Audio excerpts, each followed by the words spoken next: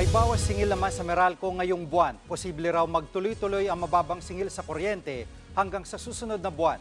Nasa frontline balitang yan si Laila Pangilinan. Unang buwan ng taon, buwena manong handog ng Meralco, bawas singil sa kuryente. Halos 22 centavos per kilowatt hour ang mababawas sa buwan ng bill ng mga Meralco customer. Katumbas yan ng 44 pesos na bawas kung ang konsumo ay 200 per kilowatt hour, habang 112 pesos naman kung 500 kilowatt per hour. Ayon sa Meralco, ang bawas singil ay dahil sa mababang generation charge, bunsod ng pagbaba ng presyo ng kuryente sa wholesale electricity spot market at independent power producers o IPPs. Ang good news pa, posibleng magtuloy-tuloy hanggang Pebrero ang mababang singil sa kuryente. Yan ay sa kabila ng pagtaas ng kanilang transmission charge dahil sa refund na ipinag-utos ng Energy Regulatory Commission na ibalik sa mga consumer ng Meralco. Yung ERC ruling on the refund of Meralco will be implemented sa February.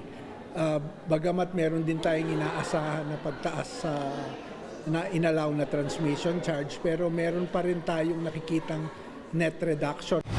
Dahil naman sa inaasahang dami ng ulan dala ng La Nina, posibleng bumaba rin daw ang konsumo ng mga customer. Sa kabila niyan, kailangang paghandaan ang panahon ng tag-init, paalala ng Meralco.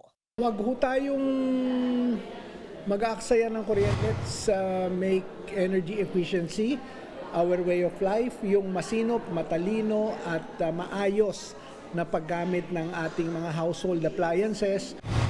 Nagbabalita mula sa Frontline, Laila Pangilinan, News 5. Mga kapatid, Jiggy Manikad po, iba na ang may alam at may pakialam sa panahon ngayon. Para sa konkreto, kumpleto at komprehensibong balitaan sa Frontline, mag-follow at mag-subscribe sa social media pages ng News 5.